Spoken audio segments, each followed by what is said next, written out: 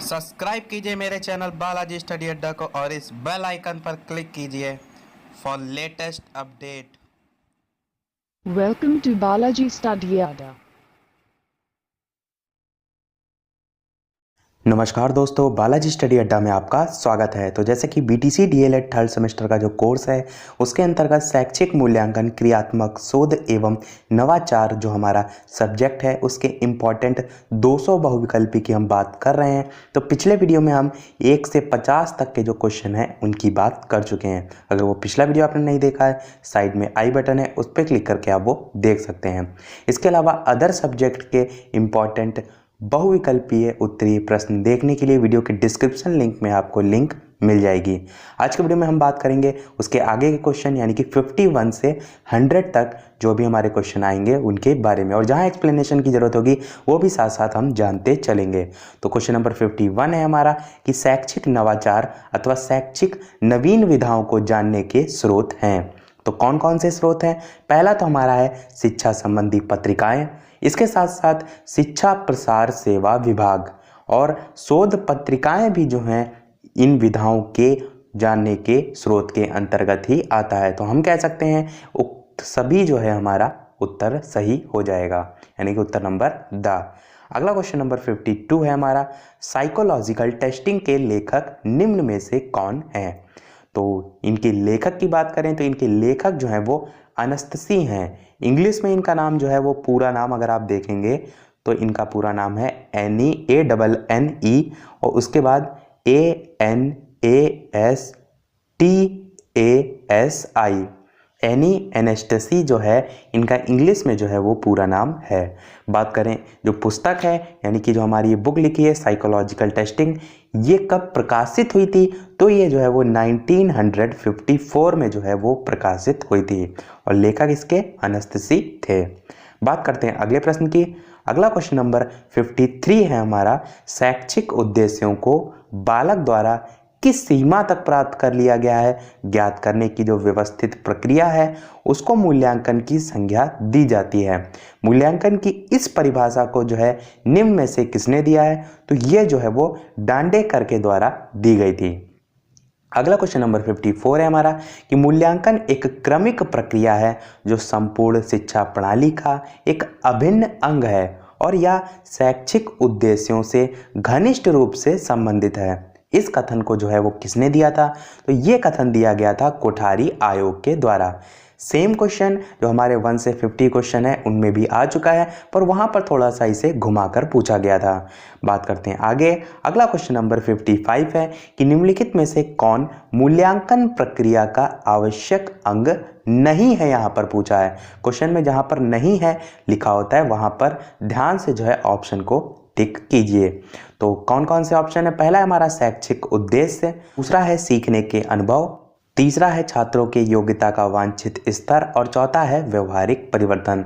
Question हमारा कह रहा था कि कौन मूल्यांकन प्रक्रिया का आवश्यक अंग नहीं है कह रहा था। तो वांछित स्तर वाला यानी कि छात्रों की योग्यता का वांछित स्तर जो है ये हमारा मूल्यांकन प्रक्रिया का आवश्यक अंग नहीं है। बात करें वांछित क्या होता है? वांछित मतलब होता है किसी चीज़ को चाहा हुआ या कोई आप इच्छित कह सकते हैं, जैसे आपने कोई आपकी किसी चीज़ से रिलेटेड कोई मांग है या आपका कोई इच्छित सपना है तो वहाँ पर जो है हम वांछित वर्ड का यूज़ करते हैं। तो छात्रों की योग्यता का जो वांछित स्तर है वो मूल्यांकन प्रक्रिया का आवश्यक अंग की बात की जा रही है, यहाँ पर वो नहीं है। बात करते हैं अगले प्रश्न की। अगला क्वेश्चन नंबर 56 है हमारा कि निकष संदर्भित मापन की अवधारणा जो है वो सर्वप्रथम निम्नलिखित में से किसके द्वारा दी गई थी? तो ये दी गई थी रॉबर्ट ग्लेसर के द्वारा। अगला क्वेश्चन है हमारा 57 कि ऐसा मापन जो किसी व्यक्ति के गुण के सापेक्ष स्थिति का वर्णन उसे संबंधित समूह के संदर्भ में करता है तो उसे क्या कहते हैं? तो उसे हम कहते हैं मानक संदर्भित मापन। ऑप्शन नंबर बा हमारा सही हो जाएगा। इसके अलावा यहाँ पर इब्सेप्टिव मापन जो है लिखा है वो क्या होता है उसकी बात भी कर लेते हैं। वैसे हम सेपरेट वीडियोस में सभी टॉपिक वाइज वीडियोस पर ऑलरेडी बात कर चुके हैं, अगर वो आपने नहीं देखा है तो डिस्क्रिप्शन लिंक में आपको इसी सब्जेक्ट की शैक्षिक मूल्यांकन, क्रियात्मक शोध एवं नवाचार की वीडियो की प्लेलिस्ट जो है आपको मिल जाएगी, जहाँ पर सेपरेट वीडियोस आपको जो है सभी टॉपिक पर मिल जाएंगे। तो बात कर लेते हैं ये इब्सेप्टिव मापन क्या होता है। तो बात करें इप्सेप्टिव मापन की, तो मापन जो होता है वो अनेक उपकरण और विधियों के द्वारा होता है, जैसा हमने आपको बताया भी था। इनमें से एक उपकरण अथवा विधि ऐसी भी होती है जिसमें व्यक्ति अथवा छात्र को बाध्य चयन करना होता है। बाध्य मतलब एक निश्चित दायरे में रहकर ही चयन करना होता है। इस विधि द्वारा मापन करने को जो है वो जो कैटल थे, CATTLE इनके नाम की स्पेलिंग है, हिंदी में जो है वो कैंटिल लिखते हैं पर इंग्लिश में जो है कैटल बोलते हैं। तो कैटल ने जो है वो इप्सेप्टिव मापन जो है इसको संज्ञा दी थी। एग्जाम्पल की बात करें, जैसे कि कोई व्यक्ति अथवा छात्र है, उसके सामने कुछ प्रश्न दे दिए, कोई कथन दे दिया या कोई समस्या दे दी और उससे कहा जाए कि इसको जो है आपको एक सीरियल में लगाना है, जैसे 1 2 3 4 इस टाइप से, और उसको दे दिया गया। अब यदि छात्र जो है किसी एक कथन को जो है अगर उसको कथन को सीरियल वाइज लगाना है, तो कोई कथन को अगर प्रथम वरीयता दे रहा है तो वह किसी दूसरे कथन को जाहिर सी बात है उसके बाद की वरीयता यानी कि दूसरे नंबर को देगा। कहने का मतलब यहाँ पर है कि किसी एक कथन को अगर उसने एक वरीयता प्रदान कर दी है तो दूसरे कथन को वो वही वरीयता जो है वो प्रदान नहीं कर सकता। इस प्रकार के उपकरण को जो है वो बाध्य चयन प्रश्न कहा जाता है और इसी मापन को जो है हम इप्सेप्टिव मापन कहते हैं। चलिए बात करते हैं अगले प्रश्न की।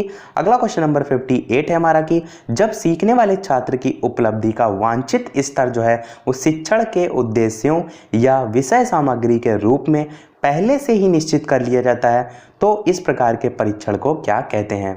बात की जा रही है कि छात्र जो है वो कितनी उपलब्धि प्राप्त करेगा। जैसे आपने शिक्षण प्रदान कर दिया किसी भी छात्र को, अब आपको एक अंदाजा लगा के आपने पहले से ही सोच लिया है कि ये जो छात्र है इसके जो शिक्षण के उद्देश्य हैं या इससे संबंधित जो शिक्षण है वो उसके जो रिजल्ट हैं वो इतने प्रतिशत तक जो है वो प्राप्त होंगे। तो पहले से आपने अगर निश्चित कर लिया तो इस प्रकार का जो परीक्षण होता है उसको हम कहते हैं निकष संदर्भित परीक्षण। चलिए बात करते हैं अगले प्रश्न की। अगला क्वेश्चन नंबर 59 है, निम्नलिखित में से कौन परीक्षण नहीं है, हमें बताना है। अभिक्षमता परीक्षण एक परीक्षण होता है, इसी प्रकार निदानात्मक परीक्षण भी होता है और बुद्धि परीक्षण तो काफ़ी फेमस भी है। तो इसमें जो प्रेक्षण है वो हमारा परीक्षण के अंतर्गत नहीं आता है। प्रेक्षण क्या होता है? प्रेक्षण को हम कहते हैं देखना या निगरानी करना। अवलोकन विधि जो है हमारी परीक्षण के अंतर्गत नहीं आती, वो परीक्षण का एक भाग होता है। अगला क्वेश्चन नंबर 60 है हमारा, निम्नलिखित में से कौन ज्ञानात्मक क्षेत्र के उद्देश्य से संबंधित नहीं है, हमें बताना है। तो इसमें कौन सा नहीं है? चारित्रीकरण जो है वो ज्ञानात्मक क्षेत्र के उद्देश्य से संबंधित नहीं है। अगला क्वेश्चन नंबर 61 है हमारा कि निदानात्मक परीक्षण का मुख्य प्रयोजन होता है। तो मुख्य प्रयोजन यानी कि क्या कारण होता है कि किसी विषय में छात्र की विशिष्ट कमजोरियों का पता लगाना जो है यही हमारा होता है निदानात्मक परीक्षण। बात करते हैं अगले प्रश्न की कि निम्नलिखित में से कौन उपलब्धि परीक्षण निर्माण का सोपान या पद क्रम नहीं है। तो कौन सा नहीं है? परीक्षण का प्रशासन करना जो है वो इसका पद नहीं है। कौन कौन से पद हैं उनकी बात करें तो परीक्षण की योजना बनाना भी आता है, परीक्षण के प्रारंभिक रूप की जांच करना भी इसमें आता है और इसके साथ साथ परीक्षण का मूल्यांकन करना भी आता है। बात करते हैं अगले प्रश्न की। अगला क्वेश्चन नंबर 63 है कि निम्नलिखित में से कौन अच्छे परीक्षण की विशेषता नहीं है, बताना है। तो यहाँ पर ये क्वेश्चन ऑलरेडी रिपीट हो चुका है। ये क्वेश्चन का उत्तर था संक्षिप्तता। ये क्वेश्चन जो है हम प्रीवियस जो फर्स्ट 250 क्वेश्चन है उसमें बता भी चुके हैं। अगला क्वेश्चन नंबर 64 है, जब कोई परीक्षण वही मापता है जो उसके मापन करने का प्रयोजन होता है तो वह परीक्षण कहा जाता है। तो उसे हम कहते हैं वैध परीक्षण यानी कि वैलिड परीक्षण यानी कि वैलिड टेस्ट। अगला क्वेश्चन नंबर 65 है कि कोई परीक्षण उस सीमा तक वैध है जहां तक वह अपने उद्देश्यों का मापन करता है। ये परिभाषा निम्नलिखित में से किसने दी थी? ये दी थी गिलफोर्ड के द्वारा। अगला क्वेश्चन नंबर 66 है कि विश्वसनीयता प्राप्त परीक्षण प्राप्तांकों में वास्तविक विचरण का अनुपात है। इस परिभाषा को किसने दिया था? तो ये परिभाषा दी गई थी गिलफोर्ड के द्वारा। ऊपर वाली भी हमारी डेफिनेशन गिलफोर्ड के द्वारा दी गई थी और ये भी गिलफोर्ड के द्वारा। अगला क्वेश्चन नंबर 67 है हमारा कि परीक्षण की विश्वसनीयता में वृद्धि करने के लिए निम्नलिखित में से कौन उपाय उपयुक्त हैं। तो मानकीकरण में वृद्धि करना भी आता है, पदों की संख्या में वृद्धि करना भी आता है और परीक्षण की समय सीमा निर्धारित करना भी इसी के अंतर्गत आता है। यानी कि उपरोक्त सभी हमारा उत्तर सही हो जाएगा। अगला क्वेश्चन नंबर 68 है हमारा कि वस्तुनिष्ठ परीक्षण वह है जिसमें प्रत्येक परीक्षक किसी प्रश्न के उत्तर या निष्पादन को देखकर एक निश्चित निष्कर्ष पर पहुंचता है। ये परिभाषा जो है वो किस मनोवैज्ञानिक ने दी थी? तो ये दी गई थी क्रोनबेक के द्वारा। अगला क्वेश्चन नंबर 69 है निम्नलिखित में से कौन बुद्धि परीक्षण है, हमें ये बताना है। काफ़ी इंपॉर्टेंट क्वेश्चन है। और कौन सा बुद्धि परीक्षण है? ये हमारा जो है वो विनय साइमन परीक्षण बुद्धि परीक्षण के अंतर्गत आता है। काफ़ी बार सीटेट या टेट लेवल पर ये पूछा भी जाता है। तो बात करें विनय साइमन परीक्षण की, तो इसका प्रतिपादन जो है वो 1905 में जो है वो किया गया था। और बात करें प्रतिपादक की, तो इसके जो प्रतिपादक थे उनका नाम था अल्फ्रेड बिने।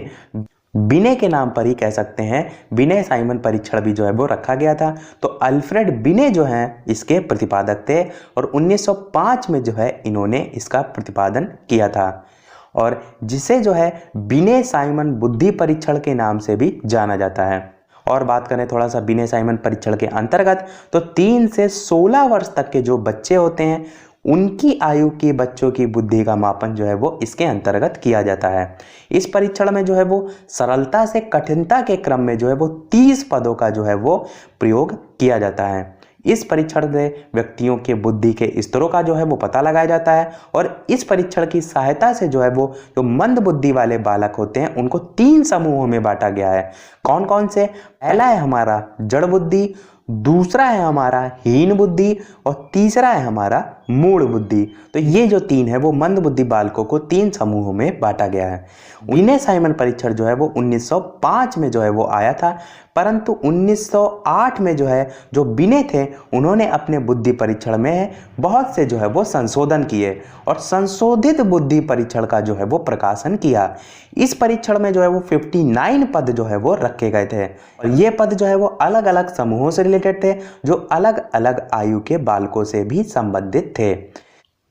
और इसके अलावा इस परीक्षण में जो है जो कि 1908 में संशोधित रूप था, इसमें सर्वप्रथम जो है वो मानसिक आयु यानी कि मेंटल एज जो है वो उसको कारक जो है वो समझा गया था। तो चलिए बात करते हैं अब अगले प्रश्न की। अगला क्वेश्चन नंबर 70 हमारा कि बुद्धि का मापन करने वाले विनय साइमन परीक्षण का जो है वो निर्माण कब किया गया था? तो देखिए अभी हमने आपको बताया कि सन 1905 में जो है इसका निर्माण किया गया था। बात करते हैं आगे पूछ रहा है हमारा कि बुद्धि मापन हेतु स्टैनफोर्ड विनय परीक्षण का निर्माण किया गया था। तो ये भी हमने अभी क्वेश्चन बताया कि सन 1908 में जो है इसका संशोधन रूप आया था। इसी को जो है हम स्टैनफोर्ड विनय परीक्षण के नाम से भी जानते हैं। तो उत्तर नंबर आ हमारा सही हो जाएगा। अगला क्वेश्चन नंबर 72 है कि निम्नलिखित में से कौन शाब्दिक बुद्धि परीक्षण है? तो शाब्दिक बुद्धि परीक्षण की बात करें तो यह होता है आर्मी अल्फा परीक्षण। अगला क्वेश्चन नंबर 73 है कि थांडाई ने निम्न में से किस बुद्धि के सिद्धांत का प्रतिपादन जो है वो किया था? तो थांडाई ने जो है वो बहुकारक सिद्धांत का प्रतिपादन किया था। ये भी काफी इंपॉर्टेंट क्वेश्चन है तो इसलिए इसके और ऑप्शन की भी बात कर लेते हैं। तो बात कर लेते हैं अन्य ऑप्शन जो हैं तो उनके बारे में। तो द्विकारक सिद्धांत की बात करें तो ये किसने दिया था? ये दिया था स्पीयरमैन ने। काफी बार टेट सीटेट के लेवल पर जो है ये क्वेश्चन पूछे भी जाते हैं। द्विकारक सिद्धांत दिया था स्पीयरमैन ने। बात करें त्रिकारक सिद्धांत की तो ये भी जो है वो स्पीयरमैन ने ही दिया था जो कि द्विकारक सिद्धांत के प्रतिपादक थे। द्विकारक सिद्धांत जो है इसमें इन्होंने सामान्य और विशिष्ट कारक ये दो जो कारक थे इनको शामिल किया था, परंतु बाद में संशोधन करके या कह सकते हैं बाद में जो है इन्होंने एक और कारक को शामिल कर लिया जो था हमारा समूह कारक। तो टोटल हमारे 3 कारक हो गए, सामान्य कारक, विशिष्ट कारक और समूह कारक। जब 3 कारक हो गए तो इसी का नाम पड़ गया त्रिकारक सिद्धांत। तो दोनों ही जो है वो स्पीयरमैन ने ही दिए थे, द्विकारक सिद्धांत और त्रिकारक सिद्धांत। एक प्रश्न का उत्तर जो है आपको कमेंट सेक्शन में टाइप करके बताना है, वो भी काफी बार पूछा जाता है। वो है हमारा त्रिआयाम बुद्धि सिद्धांत। त्रिआयाम बुद्धि सिद्धांत जो है ये किसने दिया था? ये आपको जो है वो कमेंट सेक्शन में टाइप करके बताना है। त्रिआयाम बुद्धि सिद्धांत किसके द्वारा दिया गया था? और इसका जो उत्तर है वो मैं कमेंट सेक्शन में ही टाइप करके बता दूंगा। चलिए बात करते हैं अगले प्रश्न की। क्वेश्चन नंबर 74 है कि एक 10 वर्ष का लड़का 12 वर्ष की मानसिक आयु रखता है तो उसका बुद्धि लब्धि क्या होगा? फॉर्मूला होता है बुद्धि लब्धि का मानसिक आयु बटे वास्तविक आयु गुणे 100। अब मानसिक आयु देखिए देख रखी है यहाँ पर 12 वर्ष, यानी कि 12 हम ऊपर रख देंगे, वास्तविक आयु दे रखी 10, नीचे 10 रख देंगे और गुणे में 100। इस जीरो से ये जीरो काट देंगे, 12 को जो है वो 10 से गुणा करेंगे तो हमारा आ जाएगा 120, यानी कि 120 हमारा उत्तर सही हो जाएगा। बात करते हैं अगले प्रश्न की। अगला 75 क्वेश्चन है कि मानसिक अभियोगिता का मापन होता है तो किसमें होता है? तो ये होता है सापेक्ष मान। अगला क्वेश्चन नंबर 76 है कि 90 तथा 100 के बीच बुद्धि लब्धि वाला जो व्यक्ति है वो किस बौद्धिक स्तर के अंतर्गत आता है? तो ये आता है हमारा सामान्य बुद्धि के अंतर्गत। अगला क्वेश्चन नंबर 77 है कि बिने साइमन एवं टर्मैन द्वारा निर्मित बुद्धि परीक्षण निम्न में से किस श्रेणी में आता है? तो ये आता है हमारा व्यक्तिगत परीक्षण, यानी कि इंडिविजुअल परीक्षण के अंतर्गत जो है वो ये आता है। अगला क्वेश्चन नंबर 78 है निम्नलिखित में से कौन व्यक्तित्व परक प्रक्षेपी परीक्षण नहीं है? हमें बताना है। तो कौन सा नहीं है? इसमें जो है वो कैंटिल का 16PF जो है ये परीक्षण इसके अंतर्गत नहीं आता है। बात करते हैं अगले प्रश्न 79 की कि निम्नलिखित में से कौन वस्तुनिष्ठ परीक्षण का दोष है? बताना है। ये वस्तुनिष्ठ परीक्षण जिसको हम कहते हैं मल्टीपल चॉइस क्वेश्चन, यानी कि बहुविकल्पी जो प्रश्न होते हैं उसका दोष क्या होता है? तो उसका दोष यही होता है कि उत्तर का अनुमान लगाने की संभावना बनी रहती है। आपने भी देखा होगा 4 ऑप्शन होते हैं, तो आपको अगर नहीं आ रहा होता है तो आप उनमें से कोई भी अपनी तरफ से टिक कर देते हैं, तो ये जो है उसके जो मूल्यांकन किया जा रहा है या जो परीक्षण किया जा रहा है उसके दोष के अंतर्गत आता है। तो यहाँ तक हो गए हमारे सारे क्वेश्चन और यहाँ से हमारे शुरू हो रहे हैं जो कि सन 2016 में जो है वो BTC DLED थर्ड सेमेस्टर के जो कोर्स है उसमें जो है वो पूछे गए थे। और अलावा सन 2016 के जो भी BTC DLED थर्ड सेमेस्टर के पेपर थे उन सभी का सॉल्यूशन हम ऑलरेडी करा चुके हैं। अगर वो नहीं देखा है तो प्लेलिस्ट आपको प्लेलिस्ट में मिल जाएगी, वहाँ से जो है आप किसी भी पेपर का जो है सॉल्यूशन देख सकते हैं। वहाँ पर सन 2016 के ये सारे बहुविकल्पी हम ऑलरेडी बता भी चुके हैं, पर हम एक साथ सारे डिस्कस कर रहे हैं तो यहाँ पर एक बार फिर से भी देख लेते हैं। क्वेश्चन हमारा 80 है कि मूल्यांकन वह प्रक्रिया है जिसके द्वारा शिक्षक एवं छात्र यह निर्णय करते हैं कि शिक्षण लक्ष्यों को प्राप्त किया जा रहा है या नहीं। ये परिभाषा जो है किसके द्वारा दी गई थी? क्रॉनबेक के द्वारा। अगला क्वेश्चन नंबर 81 है मापन होता है तो क्या होता है? ये होता है हमारा मात्रात्मक। अगला क्वेश्चन नंबर 82 है व्यक्तित्व के सभी पक्षों का मूल्यांकन किया जाता है तो ये किया जाता है व्यापक मूल्यांकन के अंतर्गत। नाम में ही व्यापक है तो उससे आपको क्लियर समझ में आ भी रहा होगा। 83 क्वेश्चन है कि ज्ञान बोध व अनुप्रयोग का संबंध मूल्यांकन के किस पक्ष से है? तो ये जो है वो हमारे संज्ञानात्मक पक्ष से है। संज्ञानात्मक पक्ष जो है वो ज्ञान बोध को ही दर्शाता है।